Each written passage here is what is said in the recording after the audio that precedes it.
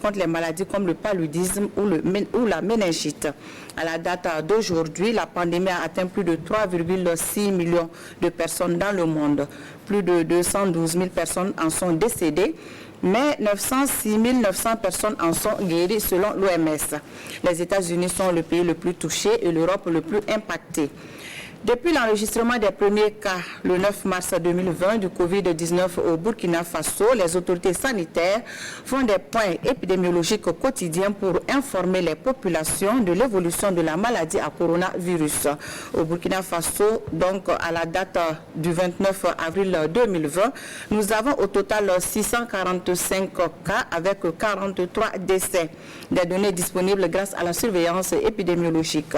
La surveillance épidémiologique est une activité de santé publique qui a pour objet de collecter de façon continue des informations sur les événements de santé, d'analyser ces informations pour construire des indicateurs chiffrés et de les cartographier, puis de diffuser ces résultats afin de produire une aide aux décideurs dans le domaine de la santé humaine et animale. Elle est devenue au fil des décennies, avec la succession des crises sanitaires, un outil indispensable à l'élaboration et la conduite de toute politique de santé. Comment est organisée la surveillance épidémiologique du Covid-19 au Burkina Faso? Comment le Covid-19 évolue dans le pays? Quels sont les différents plans de riposte? Pour répondre à ces différentes questions, je reçois pour vous sur ce plateau Dr Cheikh Saïd Ibrahim Compaoré, médecin épidémiologiste, membre de la commission surveillance du Comité national de la riposte Covid-19. Dr Hyacinthe Evra Rosso, médecin épidémiologiste également, il est le responsable des équipes d'intervention rapide. Et puis, Dr Anta Zida, médecin spécialiste en santé publique, à finalité santé-environnement et responsable de la sous-commission des alertes. Bonsoir madame, bonsoir monsieur, bienvenue sur ce plateau. Bonsoir. Chers téléspectateurs, merci de nous suivre. Vos questions sont les bienvenues au 25 43 79 03. Docteur Compaoré, dans le Comité national de la riposte Covid-19, vous êtes la commission thématique surveillance. Présentez-nous votre commission. Merci madame Dao. Je voudrais tout d'abord, au nom des autorités du ministère de la Santé, vous remercier pour l'opportunité que vous nous offrez pour communiquer en tout cas sur cette question d'actualité, notamment la question de la pandémie de Covid-19. Donc, comme vous l'avez dit, notre pays a été touché en mars dernier et depuis là, on a enregistré à ce jour 645 cas. Donc, on a une organisation dans laquelle on a une commission qui s'appelle la surveillance. Et avant de dire ce que la surveillance fait, je vais essayer de caricaturer. Donc, pour caricaturer, c'est quoi? C'est dire que la surveillance, c'est comme quand vous confiez votre domicile à un veilleur de nuit. Donc, l'objectif, c'est de faire en sorte qu'il n'y ait pas d'infraction. Et quand il y a eu infraction, il faut travailler maintenant à limiter les dégâts. Et nous sommes actuellement dans cette situation parce que la maladie est entrée dans le pays et nous travaillons à rompre la chaîne de transmission, à réduire vraiment les dégâts. Donc c'est ce qui, ça c'est un exemple pour caricaturer vraiment le système de surveillance dans le contexte de Covid. Donc nous travaillons à identifier les cas dans la communauté, et une fois que ces cas sont identifiés, qu'on puisse réagir et protéger la société. Mais l'organisation pratique sur le terrain, l'organisation pratique sur le terrain, et vous voyez, c'est une commission dans laquelle on a des sous-commissions. Donc au nombre de 5, c'est notamment une sous-commission chargée des points d'entrée aux frontières. Donc cette sous-commission est chargée de faire le screening de tous les passagers qui rentrent au pays ou qui sortent afin d'identifier les potentiels cas suspects. Nous avons également la sous-commission alerte, c'est cette sous-commission qui reçoit majoritairement les différents appels au niveau du 35-35 pour les signaux de détresse. Et c'est cette sous-commission présidée par Dr Zida Anta à ma gauche. Et une fois que l'alerte est donnée et qu'elle est validée, elle va passer la main à la sous-commission équipe d'intervention rapide qui est présidée par Dr So Evra Hyacinthe, ici présent. Et cette commission est chargée d'organiser les équipes pour aller investiguer le cas, si le cas est positif, et si le cas est suspect, ils vont passer au prélèvement en vue de s'assurer s'il est vraiment positif ou pas. Alors, après cette étape, on a une sous-commission, l'avant-dernière sous-commission, qui est la sous-commission suivi des contacts. Parce que quand on fait l'investigation, on essaie déjà d'établir un peu la liste des contacts et des potentiels contacts. Et une fois que le cas est positif, on essaie de ratisser large et suivre en tout cas ces différentes personnes qui ont été en contact du cas pour en tout cas agir le plus précocement possible. Et on a une dernière sous-commission qui est chargée de la gestion des données et cette sous-commission est chargée de collecter toutes les données en lien avec la riposte, de transformer ces données en une information donc à travers l'analyse et cette information, cette traduction des données va permettre à l'autorité d'orienter ses prises de décision. Donc voilà globalement présenter ce que c'est que notre commission surveillance. Docteur Sow, quelle est la situation actuelle du Covid-19? Nous sommes à quelle étape de l'épidémie? Ok, merci bien Madame Dao. Il faut dire qu'actuellement, le Burkina Faso est toujours en épidémie. On a eu tous les jours des cas confirmés de coronavirus, seulement que le nombre de cas est beaucoup moins par rapport au tout premier jour de l'épidémie. Et puis également, ce qu'on peut ajouter, sur l'ensemble des 13 régions du Burkina Faso, seulement 4 régions ne sont pas touchées par l'épidémie. On a le nord, le centre-est, et l'est et le centre-ouest. Nous avons 70 districts au Burkina Faso. Il y a 21 districts qui sont touchés par l'épidémie. C'est d'une manière globale la situation de l'épidémie au Burkina Faso. C'est vrai que nous avons donné les chiffres à la date d'aujourd'hui, mais quels sont est-ce que pouvez-vous nous donner les détails, le nombre de morts par jour, la moyenne? Bon, actuellement, nous avons au total 645 cas confirmés de coronavirus, avec 390 hommes et 255 femmes. Et la plupart des décès, c'est surtout des comorbidités que nous avons notées, des sujets qui sont diabétiques, hypertendus, avec un âge moyen à peu près de 65 ans. Donc, vous voulez dire que tous les morts recensés sont, les 43 décès sont effectivement dus au Covid-19? Avec les données que nous avons à notre possession, les 43 décès sont liés au coronavirus. Il y a plus d'hommes que de femmes parmi les malades. Qu'est-ce qui explique cet état de fait? Bon, je pense que pour expliquer, bon, généralement, la femme... La question, elle est adressée à Dr Zida. Ah d'accord, merci bien. Excusez-moi. Merci beaucoup, Madame Dao. Et j'aimerais vous remercier pour l'opportunité que vous nous donnez de pouvoir parler de notre commission de surveillance. Donc, comme ce que le docteur Comporo a dit, je suis au niveau de la sous-commission gestion des alertes. Effectivement, le nombre de cas confinés, nous avons 645 cas et nous avons 255 femmes et 390 hommes. Alors, cette tendance de la prédominance au niveau des hommes n'est pas seulement vue ici au Burkina Faso, cette tendance est similaire dans beaucoup d'autres pays. Alors, quels sont les facteurs probables? D'abord, au niveau des facteurs biologiques, il semblerait que les femmes, elles ont une meilleure réponse immunitaire contre le coronavirus et cela est dû aux hormones qu'elles sécrètent, notamment les oestrogènes. Maintenant, on incrimine également les facteurs de mode de vie. On dit que les hommes sont un peu plus actifs, ils s'exposent plus en fait à la propagation, à la contagion contre le virus. Mais cette protection au niveau de la femme ne devrait pas amener les femmes à se dire qu'elles ne sont pas à risque, à baisser les bras et à ne pas respecter les mesures barrières. Donc j'aimerais qu'elles continuent de respecter les mesures barrières. Docteur Comporo, les formes compliquées du Covid-19 sont moins fréquentes chez les jeunes par rapport aux personnes âgées. Qu'est-ce qui explique cet état de fait? Et effectivement, c'est une situation qu'on a constatée, pas seulement au Burkina Faso, à l'image des cas qui sont les cas prédominants qui sont des hommes. On a effectivement constaté que chez les enfants, les jeunes, on a moins de cas. Donc c'est une situation générale. Et vous savez que le Covid, c'est une maladie nouvelle. Donc les choses, on apprend au jour le jour. Donc les hypothèses, en tout cas, on pense plus aux questions liées à l'immunité. L'immunité, c'est quoi?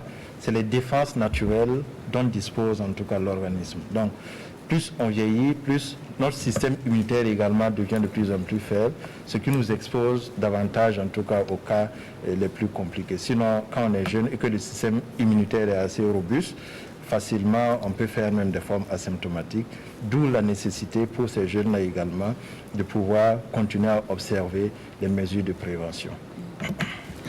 Docteur Sow, nous sommes à 43 décès. Qu'est-ce qui explique ce taux élevé de décès? Bon, ce taux élevé de décès pourrait être lié à plusieurs facteurs. D'abord, il faut définir ce qu'on appelle la létalité. C'est le nombre de cas divisé par le nombre par la population totale, par ceux qui ont la maladie. Donc, ce qui veut dire que si vous avez moins de cas, dès que vous avez quelques décès, la létalité forcément sera élevée. Mais il faut également noter qu'il y a plusieurs facteurs qui pourraient d'abord expliquer cette létalité. D'abord, l'âge. Quand on regarde les décès, l'âge des patients décédés tourne autour de 65 ans.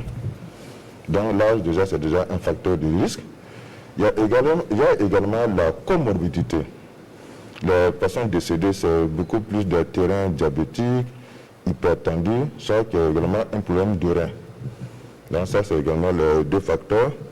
Également, ce qu'on peut également dire, c'est que les malades souvent arrivent à un état où la maladie a beaucoup progressé, mais elle est encore plus grave.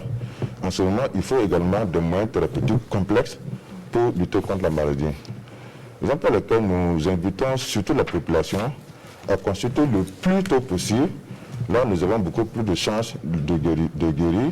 Et la preuve, aujourd'hui, nous avons 506 guéris parmi tous nos cas que nous avons notifiés à la date d'aujourd'hui. On constate également par rapport au nombre de malades en Afrique que l'Afrique est moins touchée comparativement aux autres continents. Bon, effectivement, pourtant on avait l'OMS avait prédit l'hécatombe en Afrique, dans le continent africain. Mais aujourd'hui, quand on compare les données, on a l'impression que l'Afrique, momentanément en tout cas, pour le moment, est un peu épargnée. Ben, effectivement, merci bien pour cette question.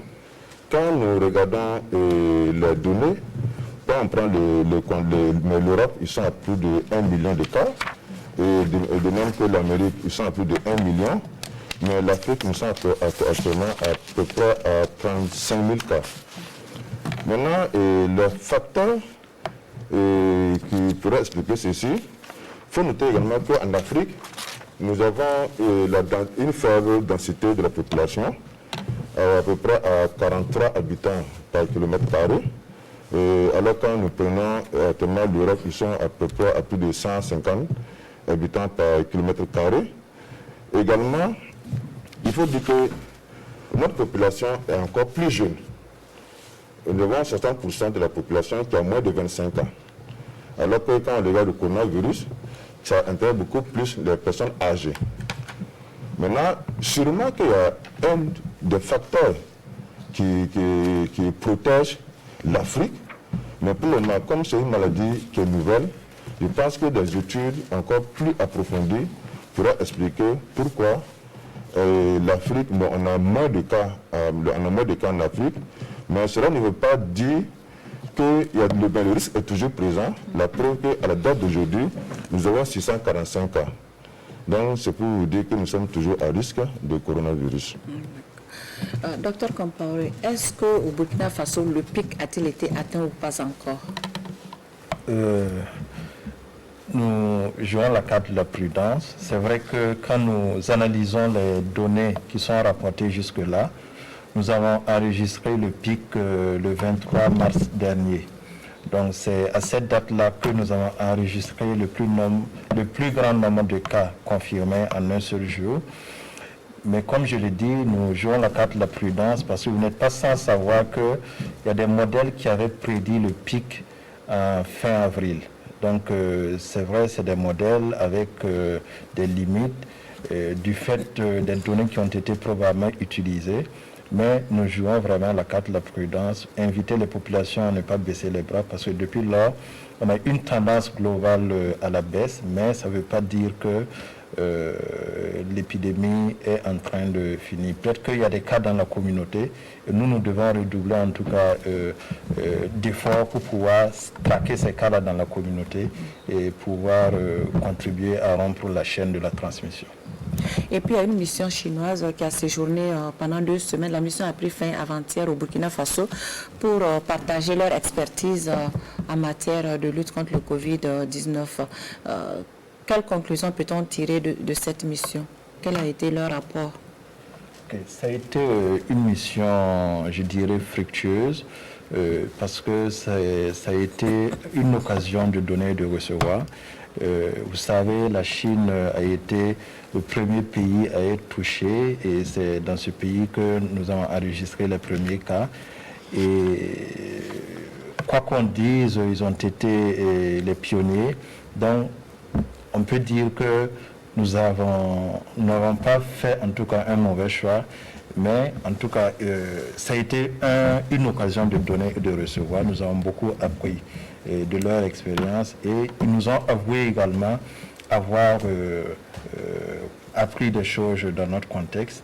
Et en tout cas, on a capitalisé tous ces aspects-là pour en tout cas améliorer ce que nous faisons au quotidien.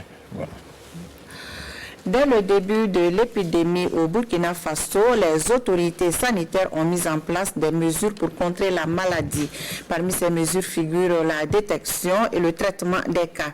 À propos du traitement des cas, le protocole de la chloroquine est la principale option adoptée par le Comité national de riposte contre la maladie à coronavirus. Quant à la détection des cas, des laboratoires d'analyse médicale de Ouagadougou viennent en renfort au laboratoire de référence de Bobo Dioulasso. Zoom sur certains aspects de la prise en charge et de la gestion épidémiologique de Covid-19 avec Diloma Silima. La riposte contre le coronavirus, c'est d'abord la détection des cas positifs. À ce niveau, des équipes de professionnels sont à la tâche tous les jours pour analyser les prélèvements afin de situer l'opinion publique. Ainsi, à la date du 27 avril 2020, 638 cas positifs ont été enregistrés. L'ensemble de ces cas est soumis à un protocole national. Et ce protocole comporte différentes parties en fonction des signes que le malade a. Les malades moins graves, ils ont une prise en charge avec de l'hydroxychloroquine et puis de l'azithromycine. Les malades plus graves ont ce même traitement mais associé à d'autres molécules en fonction des signes qu'ils présentent. Au tout début de l'épidémie de coronavirus au Burkina, tous les prélèvements étaient envoyés à Bobo Dioulasso pour analyse. Ceci avait pour inconvénient la réception des résultats 48 heures ou plus après les prélèvements. Mais ce qui intrigue le plus, c'est le fait qu'une personne se retrouve avec 2 résultats différents.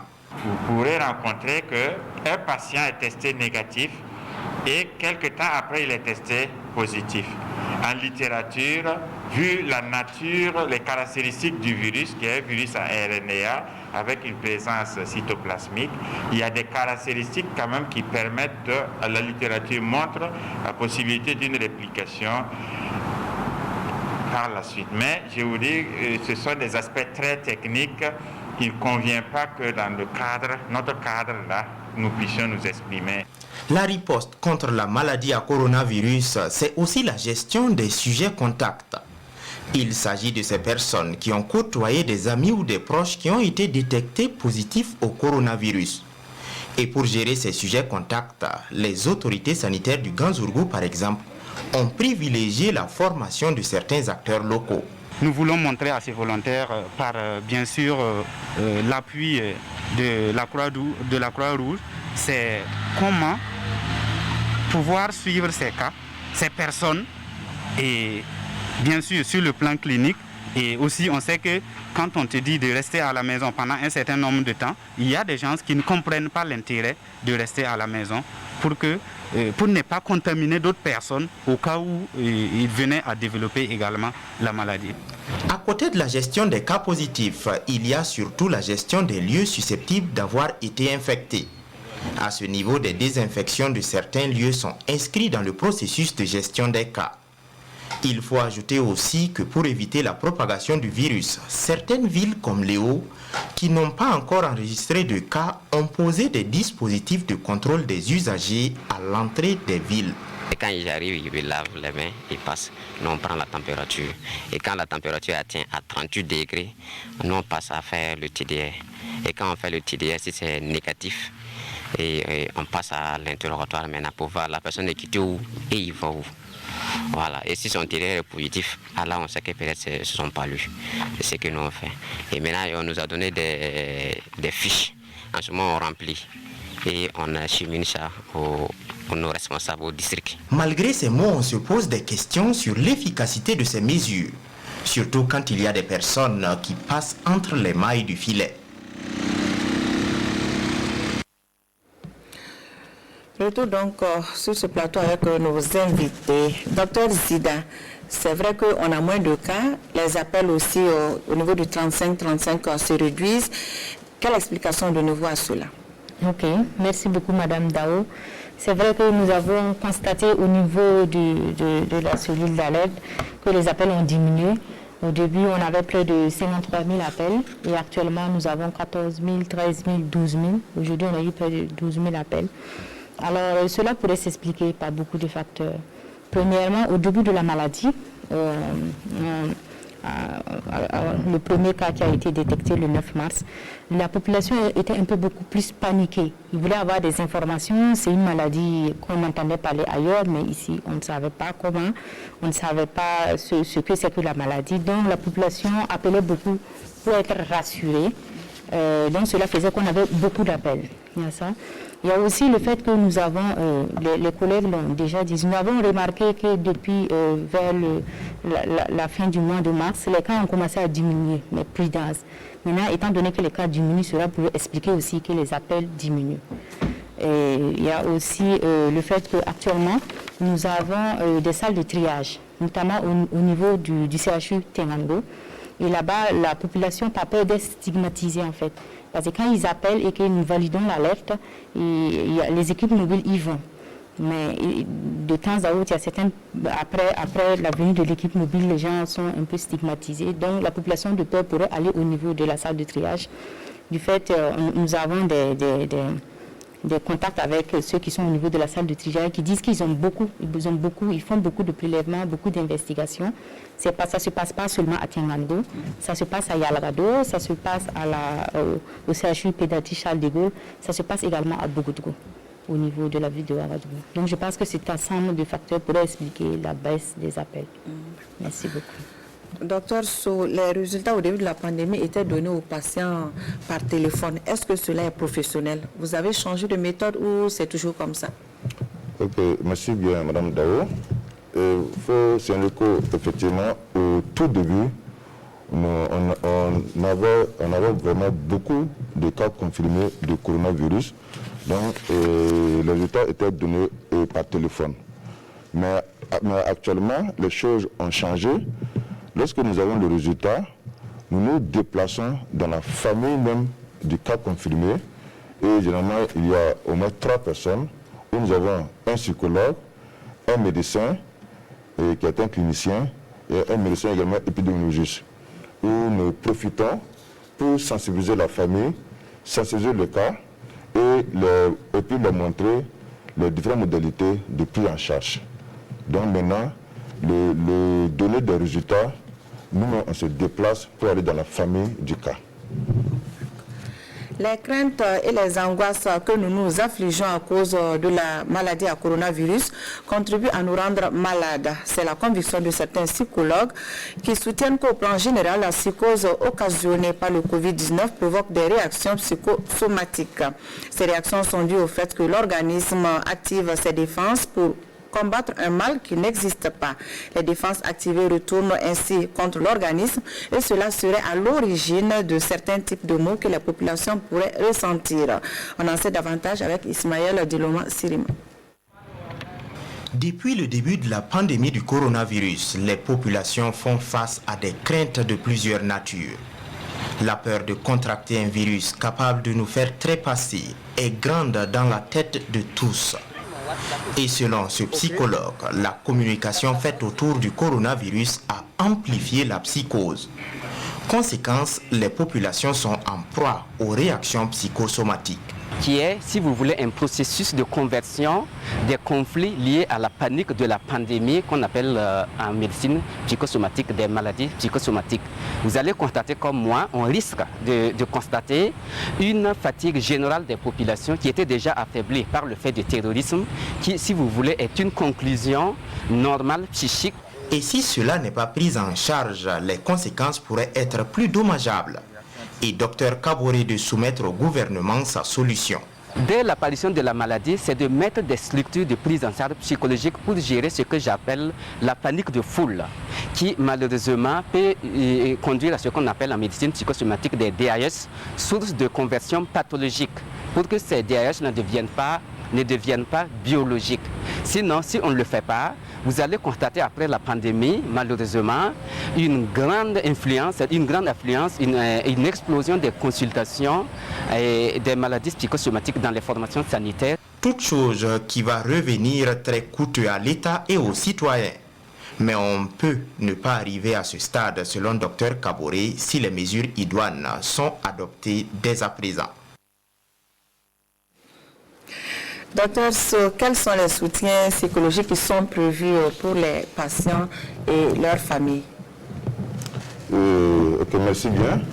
Actuellement, si nous avons un cas confirmé de coronavirus, la première des choses, d'abord, il y a toujours un psychologue dans l'équipe qui échange avec l'ensemble des membres de la famille. Ça, c'est maintenant. Et les premiers cas, qu'est-ce qui a été fait pour les premiers cas? Bon, vous savez bien qu'au tout début, c'est le début, maintenant il faut essayer quand même toujours d'améliorer la prise en charge. Parce que pour que le malade se déplace pour aller dans une structure de prise en charge, souvent ce n'était pas facile. Donc actuellement les choses sont encore améliorées et donc on se déplace avec un psychologue dans la famille et puis on explique quand même la maladie et puis donner également les modalités de prise en charge. Vous savez que c'est une maladie qui est nouvelle, où les frontières sont fermées et l'ensemble des structures, les marchés sont fermés, donc vous voyez que c'est quelque chose de nouvel. Donc il faut apporter ce soutien psychologique aux malades.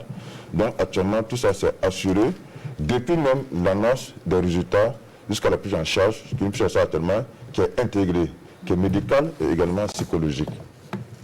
Mais est-ce que vous avez prévu peut-être rattraper chez les premiers patients ainsi que leurs familles? Est-ce qu'il y a un rattrapage? Parce que c'est vrai que le dispositif a changé. On ne peut pas rattraper, faire un accompagnement psychologique de ces patients.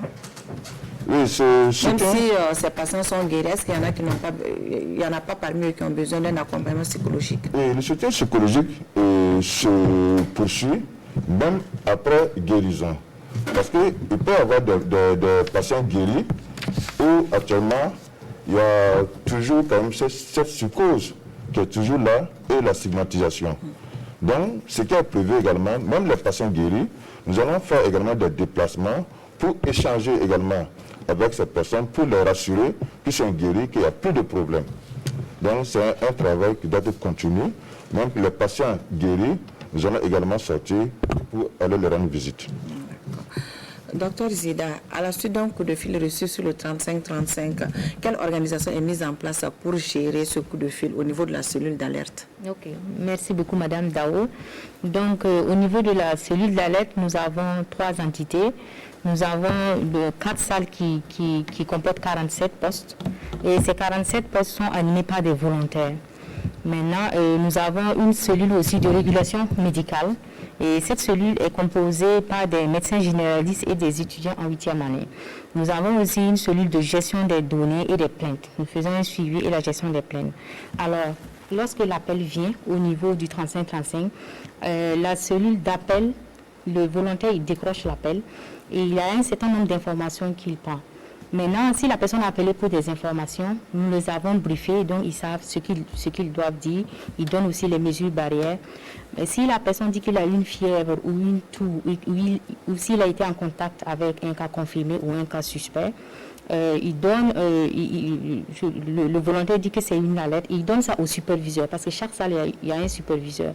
Ce superviseur va amener cette alerte au niveau de la cellule de régulation médicale. Et eux, à leur tour, ils ont des postes téléphoniques qui peuvent appeler à leur tour pour pouvoir vraiment mieux faire l'interrogatoire et valider l'alerte. Maintenant, lorsqu'ils valident l'alerte, tout dépend maintenant de l'urgence de l'alerte. Lorsqu'il valide l'alerte et que nous savons que la personne est juste, c'est pas une alerte urgente, nous reversons chaque 2 heures, toutes les 2 heures aux régions. Il faut savoir que les équipes d'intervention rapide ont été décentralisées, donc nous reversons ça aux régions qui reversent ça au niveau des districts et ils partent. Maintenant, chaque 2 heures, c'est le district qui rappelle le patient ou c'est le patient qui doit rappeler le district? Ça veut dire que quand nous avons l'alerte, nous donnons ça aux régions. La région prend le relais. La région prend le relais et il dispatche ça dans les districts. Maintenant, et les districts vont aller voir le patient. C'est ça. Maintenant, si c'est une urgence, nous n'attendons pas. Dès que c'est une urgence, au niveau du CORUS, il y a les équipes d'intervention rapide urgente qui sont là, d'urgence, qui sont là et qui sont vraiment prêts pour pouvoir pallier à l'urgence. Donc, dès que c'est une urgence, nous interagissons directement avec eux, ils prennent la lettre et ils y vont. Mais il y a des moments où ça ne décroche pas. Ou bien ça, c'est du passé. Exactement, Madame Dao. Au début, il faut noter que nous avons 4 postes. Nous avons seulement 4 postes. Et en ce moment, la ligne, il faut savoir que la ligne du 35-35 pouvait contenir, si elle contient plus de 30, contenant 30 postes, ça sonne toujours comme si la personne ne soit pas occupée. À plus de 30 postes, ça va sonner occupé. C'est pour expliquer qu'au début, ça va sonner. Vous allez avoir l'impression que non, que la personne ne décroche pas, alors que la personne est en communication. Et en ce moment, on avait beaucoup d'appels. Donc, le délai d'attente pouvait être un peu long. Mais actuellement, nous avons 47 postes. Et toute cette semaine-là, nous avons plus de 95% des appels qui sont répondus. Donc, le dispositif s'est vraiment beaucoup amélioré. Et je veux profiter pour inviter la population. Dès qu'il y a quelque chose, appelez-nous. Le dispositif s'est amélioré. Les équipes d'intervention rapide, on a beaucoup d'équipes. Il y a eu des formations, il y a eu des briefings. Donc, dès qu'ils appellent, nous parlions à l'urgence. Docteur Compaoré, on enregistre de moins en moins d'infectés. Si les tendances se poursuivent, pouvons-nous espérer aller vers un déconfinement? Tout à fait. C'est ce que nous souhaitons. Hein.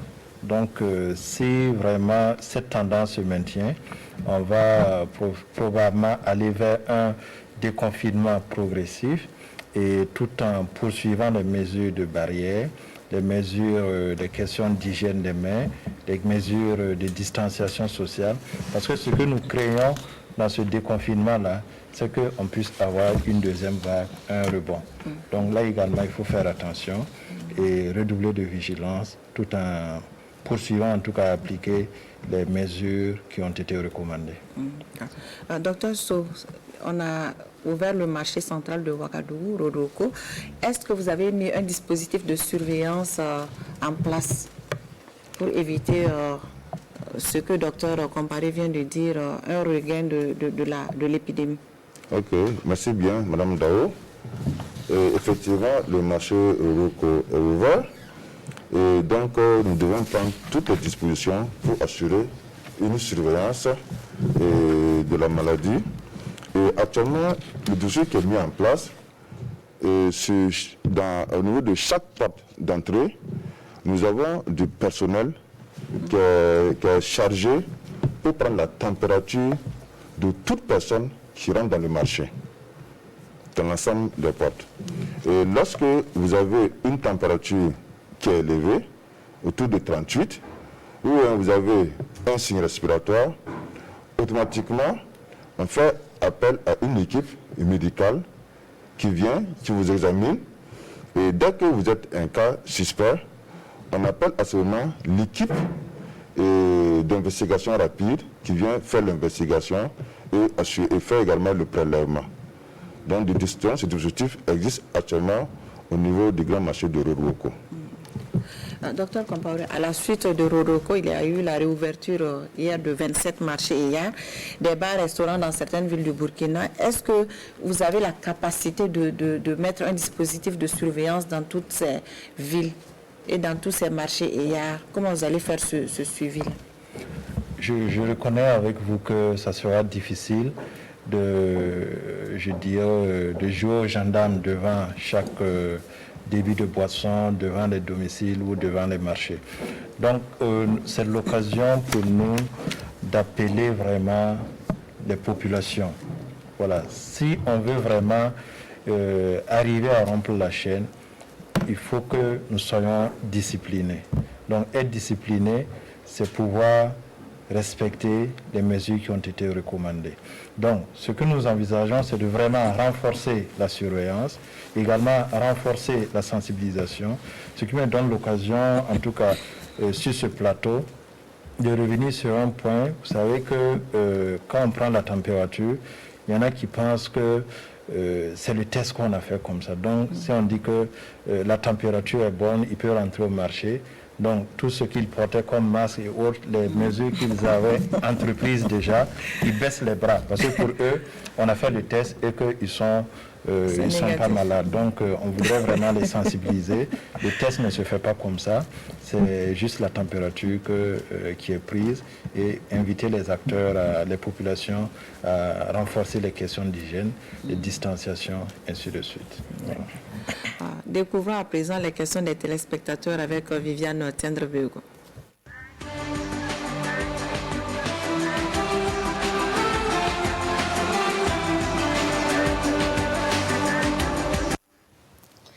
Alors, Monsieur Bamougo nous a appelé de Ouagadougou. Il a suivi un reportage sur les antennes de la RTB qui parlait d'une baisse des appels vers le 35-35. Sa question, c'est est-ce que les populations n'ont pas décidé de passer à l'automédication au regard des expériences malheureuses de plusieurs personnes sur les sites de prise en charge? Et son autre question, c'est qu'est-ce qui est fait pour restaurer la confiance du public quant aux capacités des pouvoirs publics à prendre efficacement en charge les malades. Monsieur Nyambre Bourema Awargaï se pose également la question. Il se demande si la baisse des appels vers le 35-35 n'est pas due à une baisse de confiance des populations dans le système. Il a constaté également, entre-temps, qu'il y avait une forte mortalité des chauves-souris à l'est du Burkina Faso. Et on avait demandé, il y a eu un communiqué qui demandait aux populations d'attendre les résultats des examens. Au jour d'aujourd'hui, est-ce qu'il y a eu vraiment des résultats? Quels sont ces résultats? Quelle attitude les populations doivent avoir vis-à-vis des chauves-souris? Est-ce que maintenant on peut les consommer? Monsieur Maurice Sanou est à Bobo du Lasso. Il dit qu'il ne croit vraiment pas trop en l'existence du Covid-19. Il se réfère pour étayer sa conviction aux hésitations des pouvoirs publics et la mauvaise communication dans la prise en charge de cette épidémie. Est-ce qu'on peut réellement parler de Covid-19 au Burkina Faso? Est-ce que c'est le même Covid-19 qui décime les populations aux États-Unis et en Europe dont on parle et en Chine auparavant? Monsieur Ousmane Ouedraogo, lui, nous a appelé de Saint-Cancé. Il félicite l'équipe qui travaille sur la question du Covid-19 et il aimerait savoir pourquoi les médecins chinois ne sont restés que 2 semaines au Burkina Faso. Est-ce parce que notre cas n'était pas aussi grave? Quelles sont les stratégies pour rendre les tests plus accessibles dans tout le Burkina Faso, dans les directions régionales de la santé, par exemple? Madame Alima Kaboré se demande comment vous appréciez en tant que praticien la réouverture des marchés et gares. Elle dit qu'elle a effectué un tour à Rodoko rien qu'hier et ce qu'elle a vu lui fait peur. Est-ce que si Rodoko devient un foyer de Covid-19, les pouvoirs publics ont les moyens de gérer les conséquences d'une telle réouverture de Rodoko et des autres marchés? Monsieur Emmanuel Nichema est à Bobo du Lasso. Il a plusieurs questions. Il aimerait d'abord savoir quels sont les délais pour avoir les résultats quand on se soumet au test du Covid-19. Qui a accès à ces résultats-là? Est-ce que c'est le malade uniquement ou bien la famille peut être informée des résultats de cet examen? Il dit également qu'il il a suivi le reportage de Santé Mag tout à l'heure et il ne comprend pas. Il a cru voir qu'il y avait des résultats qui étaient tantôt négatifs, tantôt positifs. Il ne comprend pas cette fluctuation des résultats-là. Et qu'est-ce que vous faites en tant que praticien, en tant que professionnel, quand il y a de tels résultats? Est-ce que les populations peuvent être rassurées quant à la fiabilité des tests qu'il y a ici? Et sa dernière question, c'est comment prendre en charge les familles des personnes décédées du Covid-19 pour leur permettre de rendre un dernier hommage à leurs parents, à leurs défunts, sans risque de se contaminer et de contaminer les autres. C'est tout pour la première partie des questions des téléspectateurs d'aujourd'hui.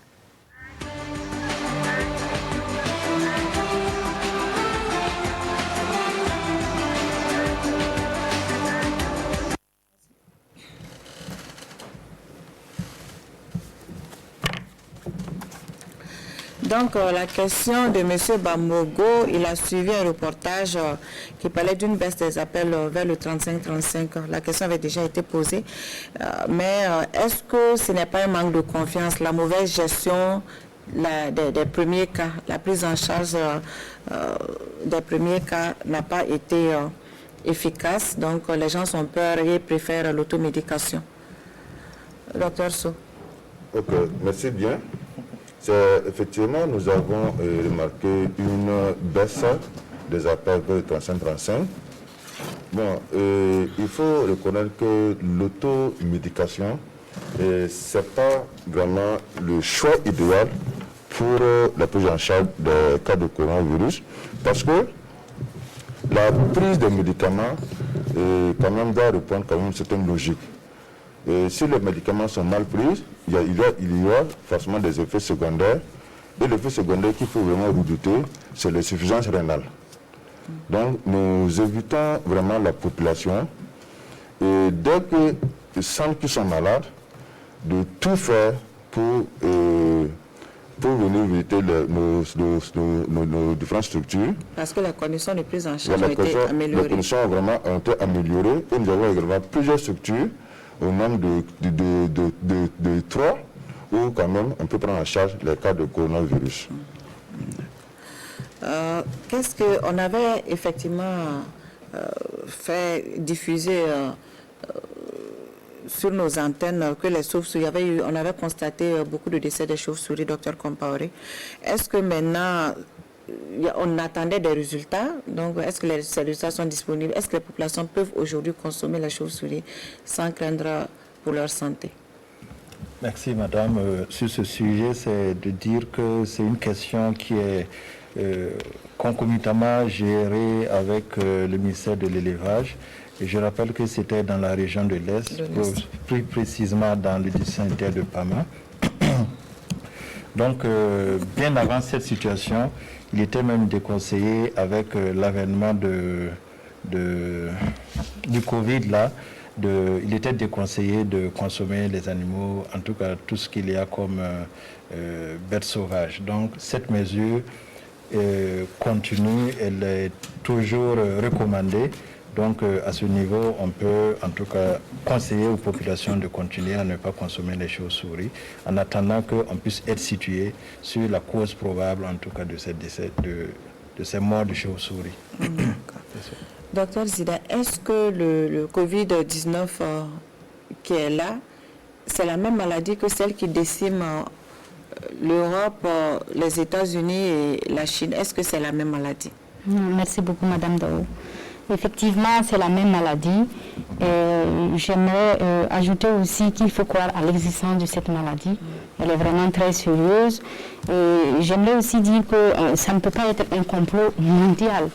On ne peut pas tous dire qu'il y a une maladie alors qu'il n'en est rien. Et le Covid-19 est réel et existe au Burkina Faso.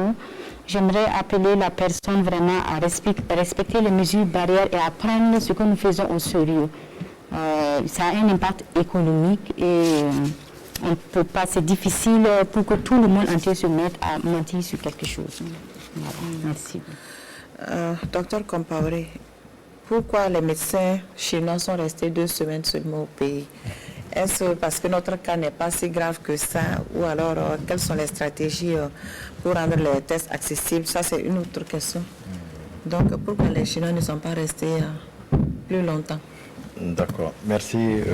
Juste rassurer les uns et les autres, c'est un voyage qui a été programmé et qui est dans le cadre de la coopération bilatérale entre nos deux pays. Ce voyage a été programmé et dès le départ, il était prévu un séjour de 2 semaines. Avant qu'ils arrivent, il y avait un calendrier, un agenda en tout cas de leur séjour. Donc, rassurez-vous, il n'y a pas de complot et c'est ce qui était prévu. D'accord. Docteur Zida, quelles sont les stratégies pour rendre les tests accessibles dans tout le Burkina, dans les directions régionales par exemple? On essaie, dans les directions régionales, lorsque les tests arrivent, on les achemine vers les différentes directions régionales. Et au niveau des CHR aussi, il y a certains les tests sont pratiqués là-bas, sont possibles. Donc actuellement, au début, on avait un seul labo. Actuellement, nous avons 3 labos à Ouagadougou. Donc, ce qui fait qu'on attend moins lorsqu'on fait un test actuellement pour avoir le résultat. On le gagne plus facilement. Tout ça pour dire que tout le dispositif dans son ensemble, dans l'ensemble de dispositifs vraiment de lutte contre le Covid-19, c'est vraiment beaucoup amélioré. D'accord. Ok. Docteur Comparé. Oui, à ce sujet, je voulais rassurer les uns et les autres qu'à ce jour, toutes les directions régionales de la santé, tous les districts sanitaires, ils sont outillés à pouvoir identifier tout cas suspect. Et quand le cas est suspect, ils sont également outillés à conduire l'investigation. Et s'il y a lieu de faire le prélèvement, il est fait. Et ces prélèvements sont acheminés vers les laboratoires dont le docteur Zida a évoqué tout de suite. Donc l'organisation est telle qu'on s'est appuyé sur les systèmes de santé et à tous les niveaux, c'est possible. N'hésitez pas, en cas de besoin, orientez-vous vers les structures de santé de vos localités respectives. Docteur Sou, quand on fait un examen, test de Covid, qui a accès aux résultats? Est-ce le patient? Est-ce sa famille? Est-ce que sa famille peut avoir accès aux résultats? Et puis, quand on fait l'examen, il faut combien de temps pour avoir les résultats? Ok, merci bien.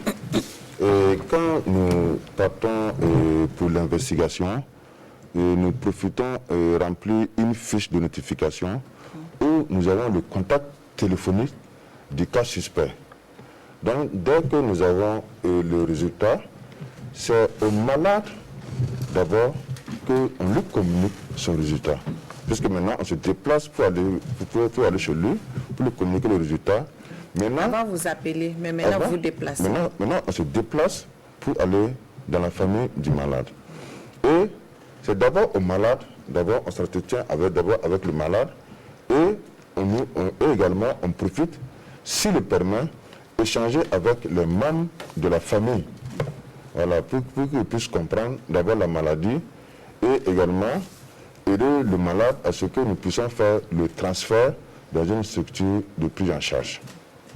Maintenant, quant au délai pour avoir le résultat, nous sommes autour de entre 24 et 48 heures. Mais dans la plupart du temps, c'est autour de 24 heures. D'accord. Il dit également qu'il a suivi le reportage, c'est M. Nkeman toujours. Donc, il y a la fluctuation des résultats et puis aussi, quelle fiabilité quand il y a cette fluctuation? Et ce sont des cas extrêmement rares. Extrêmement rares. Parce que ce que nous avons comme test, et ce sont des tests que nous appelons, c'est beaucoup plus technique, et la PCR, c'est vraiment des examens, c'est pour la confirmation des résultats. Et ces tests ont été des tests qui sont homologués par l'OMS. Donc ce sont des tests de confirmation que nous utilisons. Vraiment de très rares cas, ça peut arriver, mais c'est vraiment rare. Vous voulez compléter? Oui, je voulais compléter en disant que quand ces situations arrivent, et dans un contexte d'épidémie comme le contexte dans lequel nous sommes, ce cas est considéré en tout cas comme un cas de Covid est traité comme tel. Parce que si vous le laissez échapper, c'est une propagation qui va se poursuivre. Voilà. Parlant de propagation, il y a Mme Kaboré Alima qui a fait un tour hier à Rodoko. Donc, elle a dit que ce qu'elle a vu là-bas lui fait peur. Donc, surtout maintenant que d'autres marchés sont ouverts. Donc, elle a peur que, en tout cas, on ait des cas à partir de ces marchés. Donc, elle se demande, est-ce que le Burkina a-t-il les moyens de gérer d'éventuels foyers à partir des marchés, de ces différents marchés? Docteur Compaoré. C'est vraiment ce que nous craignons et c'est ce qui avait prévalu en tout cas probablement à la fermeture des marchés. Et si le gouvernement a consenti à la réouverture, c'est pour vraiment soulager ces commerçants parce qu'il ne faudrait pas qu'à travers le Covid, on crée des populations vulnérables, qu'on amène des gens qui n'étaient pas dans le besoin à rentrer dans de telles situations. Donc, ce qui est là, si le gouvernement a consenti à cela, il y a nécessité pour que les acteurs aussi, les populations nous accompagnent. Et comme disait Dr Zida, l'épidémie est réelle, la maladie existe, on n'a pas intérêt à mentir, donc c'est vraiment à chacun de prendre ses responsabilités. C'est à travers nos comportements, avec pour intention de se protéger nous-mêmes, également de protéger nos voisins et autres. C'est dans cette dynamique-là qu'on va arriver en tout cas à éviter cette propagation. Donc c'est l'occasion pour nous de sensibiliser. Il ne faut pas baisser les bras, la maladie existe. Et ça peut revenir encore. D'accord. Docteur Zida, comment prendre en charge les familles des personnes décédées de Covid-19 pour leur permettre de rendre un dernier hommage à leurs parents décédés sans risque de se contaminer? Ok, merci beaucoup Madame Dao. Et ce processus, nous le faisons déjà, parce que lorsque une personne est confirmée Covid-19, il y a une cellule au niveau de la surveillance, le docteur Compaoré avait parlé des sous-commissions, une sous-commission gestion des suivis des contacts. Donc, on essaie de suivre ces personnes, on les met en autoconfinement et on les appelle tout le temps. Il y a des volontaires qui se rendent sur le terrain. Et ces volontaires, ils se rendent sur le terrain pour pouvoir voir comment se porte la personne. Ils disent à la personne de prendre la température 2 fois par jour. Et dès qu'il y a quelque chose, c'est-à-dire que dès qu'il y a une petite fébricule ou il y a quelque chose, ça devient une alerte pour ces volontaires qui nous les reversent. Et maintenant, l'équipe mobile pourra aller faire l'investigation. Donc, actuellement, un décès. Mais voilà, maintenant, c'est ça, parce que ce sont des personnes contacts. Quand il y a un décès dans la famille et c'est Covid+, toutes les personnes qui sont autour sont suivies, en fait. Ces personnes qui sont autour sont des personnes contacts. Ils sont suivis par rapport à ce que j'ai expliqué tout de suite. Maintenant, ce qu'on pourrait ajouter, c'est le soutien psychologique. Donc, avec le décès, maintenant, les personnes sont suivies et maintenant, on ajoutera le soutien psychologique à ces personnes-là. C'est comment? Est-ce que, parce qu'il y a eu un moment où on ne donnait plus le corps aux familles, parce que la question c'est ça, comment rendre un dernier hommage aux défunts et puis ça risque de contaminer et de se faire contaminer. C'est ça. Merci beaucoup Madame Dao. Et le corps doit être désinfecté. Voilà, nous avons des procédures pour pouvoir bien vraiment gérer la dépouille. Donc le corps est désinfecté, on amène à la morgue. Et avec les équipes de PCI, parce que nous avons des équipes la PCI, ça veut dire la prévention contre l'infection, qui accompagne les parents pour pouvoir gérer ce corps-là. Et actuellement, cela est fait. Et la maison, j'aimerais ajouter aussi que la maison du défunt aussi est désinfectée, doit être désinfectée. Oui. Le dépistage systématique peut-il être une option dans la lutte du Covid-19, Dr Sow? Ok, merci bien Madame Dao. Je veux dire, vraiment, c'est vraiment l'idéal si on a les moyens pour dépister toute la population. Mais il faut reconnaître que c'est une pandémie où l'ensemble des continents sont tout touchés. Également, les frontières toutes les frontières sont fermées actuellement. Donc, ça veut dire qu'il y a une forte demande pour le dépistage.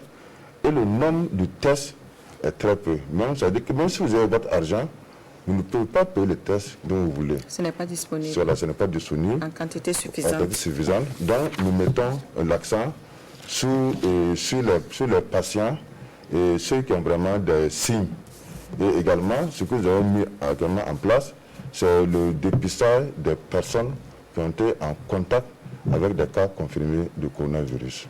D'accord. Docteur Compaoré, pourquoi ne dépistons pas aussi toutes les personnes au contact? Parce qu'il y en a qui sont là, on les autoconfine, il n'y a pas de dépistage. Pourquoi on ne peut pas le faire automatiquement?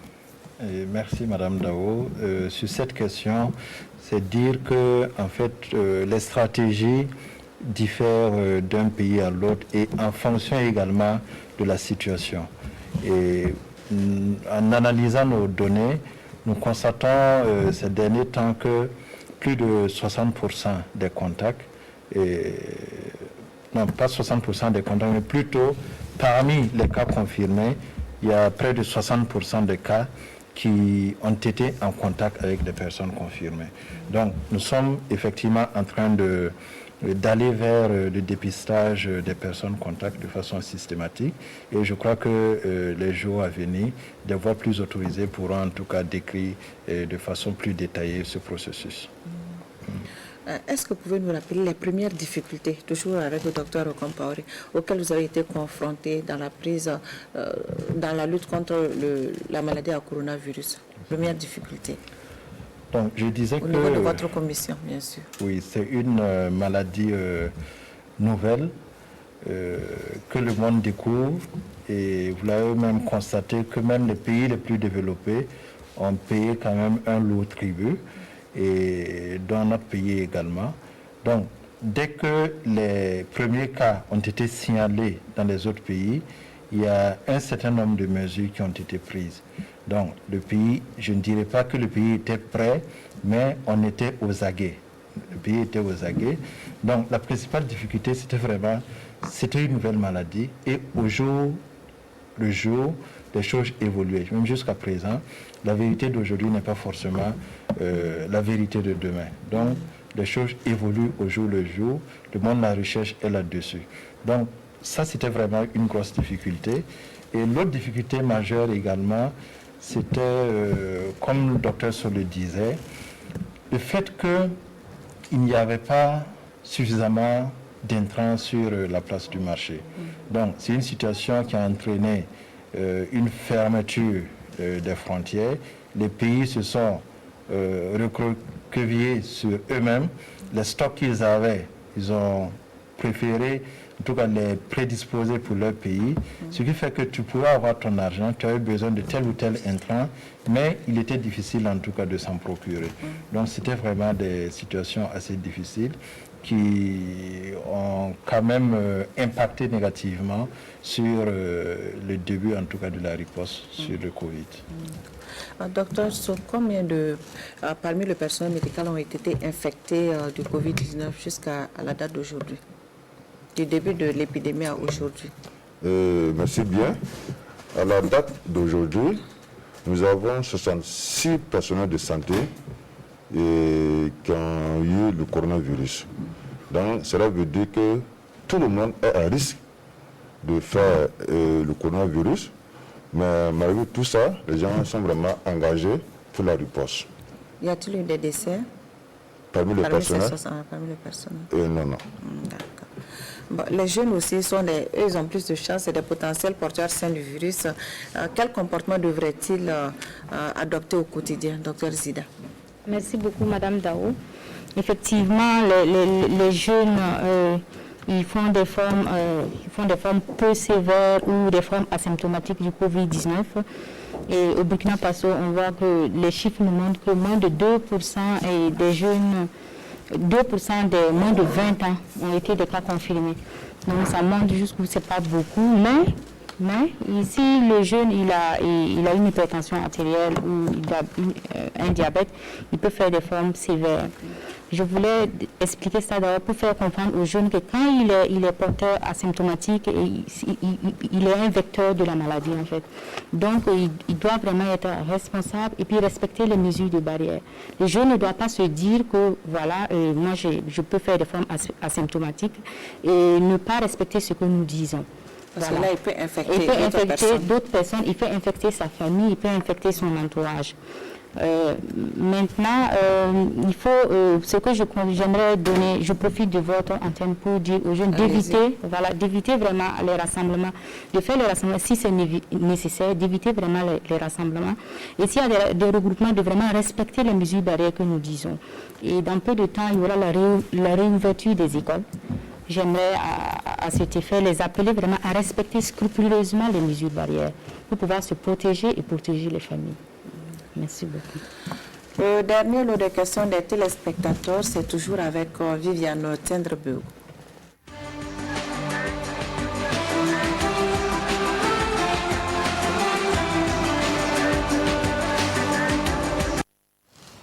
Monsieur Ousmane Ouedraogo nous a rappelé de 5 ans. Il a plusieurs questions à propos des désinfections. À quel moment est-ce qu'il faut faire une désinfection? Quelle est la durée de l'efficacité de ces procédures de désinfection? Et pourquoi est-ce qu'on entreprend de désinfecter les salles de classe pour la reprise alors que ces salles-là ont été fermées depuis le 16 mars, si on se réfère à la durée de vie du virus? Madame Marceline Koualga nous a appelé de Ouagadougou. Elle pense déjà à la gestion de l'après-épidémie. Comment faire pour qu'il n'y ait plus de tâtonnement à l'avenir si le Burkina devrait faire face à une éventuelle épidémie? Elle se demande comment vous travaillez pour une capitalisation des expériences. Elle pose la question parce qu'elle a l'impression qu'on veut à chaque fois réinventer la roue. Monsieur Bazé Oumar est à Ouagadougou. Il se demande comment vous pouvez envisager une augmentation des centres de tri dans les cliniques et dans les autres centres de santé. Et son autre question, c'est est-ce qu'aujourd'hui, un citoyen lambda peut se lever, aller au CHU Yalgado Ouedraogo s'il il a des suspicions de coronavirus, s'il a la fièvre, s'il tousse, est-ce qu'il peut aller directement au CHU Yalgado pour une consultation? Monsieur Rasmane Dianda suit l'émission à Dédougou. Lui se demande comment est-ce qu'on peut envisager de vivre avec le Covid-19.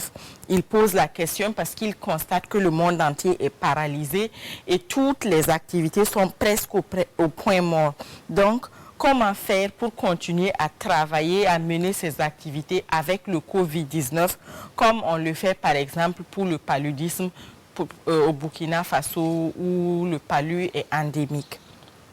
Monsieur Nyambré Bourema de Ouargaï revient avec cette question. Est-ce qu'il n'y a pas une possibilité de décentraliser les centres de gestion des cas de Covid-19 dans tout le Burkina Faso? Monsieur Germain Emmanuel Kabouré, lui, pose une question de compréhension. Quelle est la différence entre un microbe et un virus? Puisque depuis qu'on parle de Covid-19, lui pensait que c'était un microbe, mais on dit que c'est un virus. Quelle est la différence entre les deux? C'est tout pour les questions des téléspectateurs d'aujourd'hui.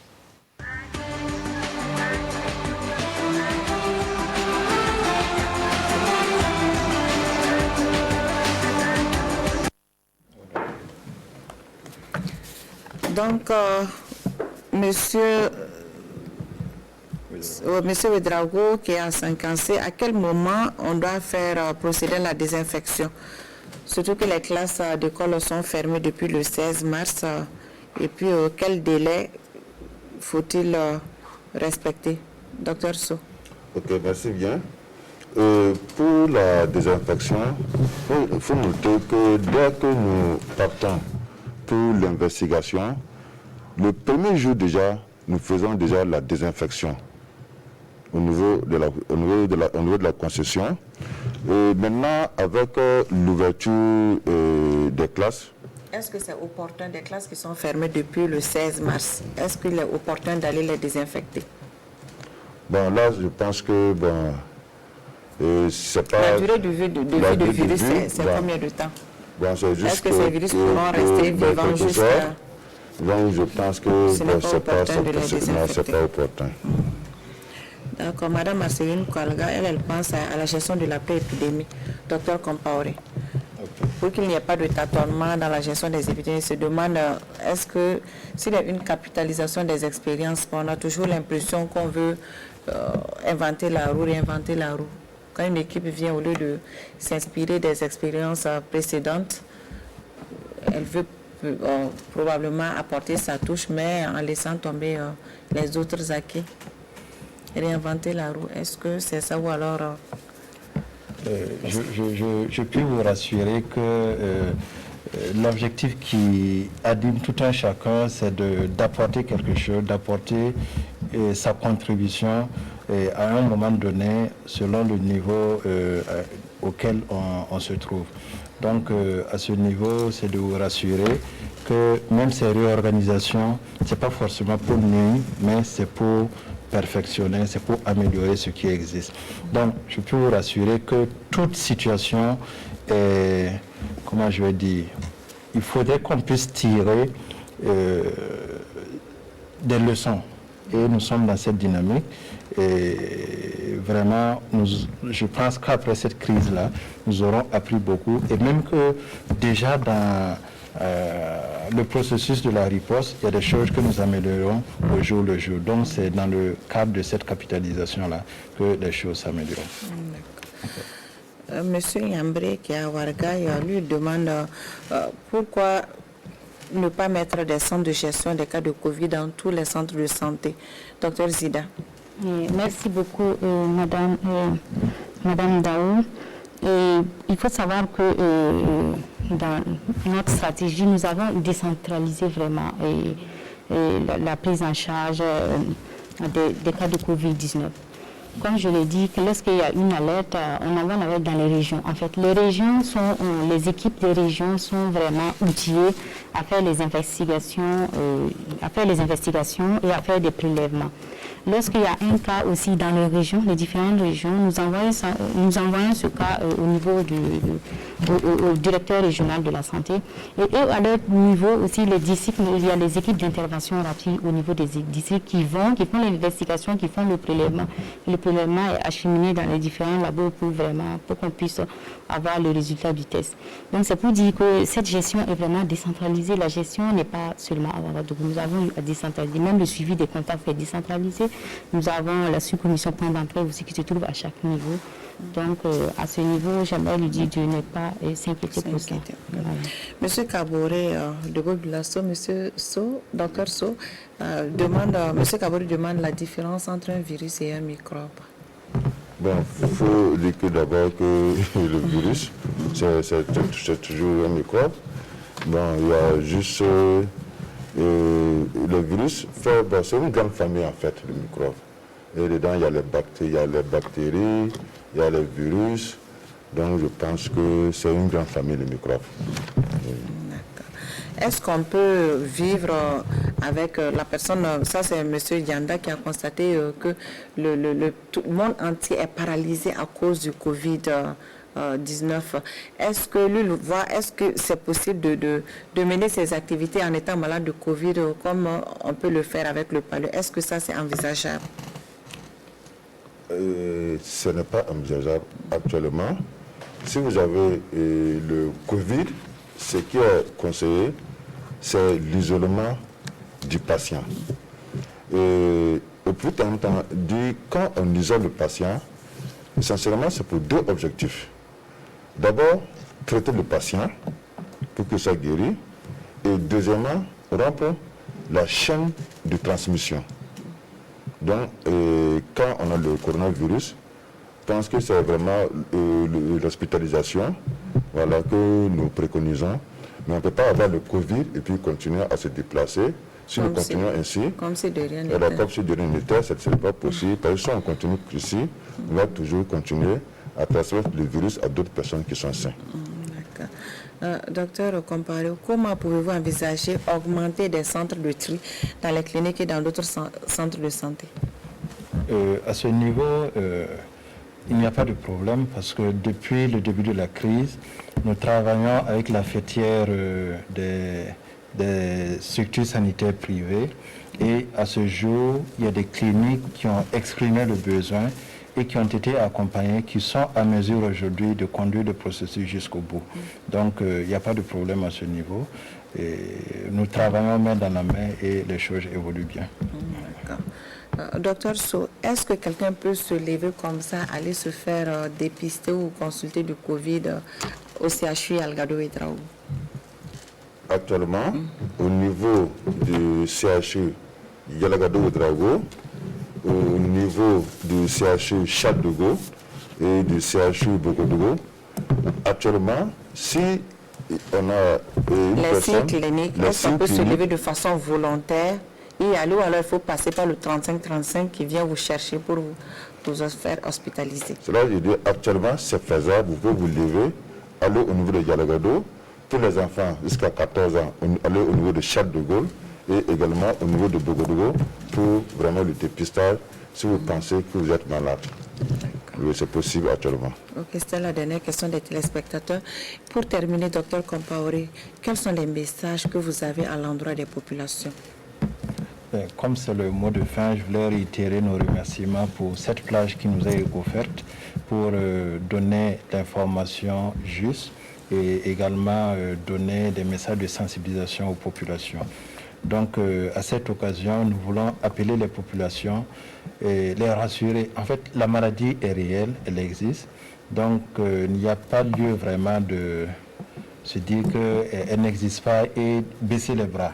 Parce que quand nous baissons les bras, nous sommes à risque pour nos familles, pour nos proches, pour nos voisins et autres. Donc, c'est des mesures qui ne contribuent pas à circonscrire, à stopper en tout cas la propagation de cette épidémie. Donc, il y a essentiellement les gestes barrières, dans le port du masque, que nous souhaitons qu'il soit de façon systématique. Il y a l'hygiène des mains, il ne faut pas se lasser de laver les mains. Le masque est devenu une obligation. Il est devenu une obligation et vraiment on conseille les populations à aller dans ce sens. Et il y a aussi les questions de distanciation. Ces trois mesures-là, il faudrait que nous puissions les avoir en tête et également dans ce que nous faisons, voir comment on peut s'adapter pour en tout cas respecter ces différentes mesures-là. Voilà ce que je pouvais dire et je vous remercie. Mesdames, Messieurs, c'est bien la fin de cette émission. Merci de nous avoir suivis. Bonsoir et à très bientôt pour un autre numéro de Santé Mag. Prenez bien soin de vous et à bientôt. À la Générale des Assurances, nous vous proposons la protection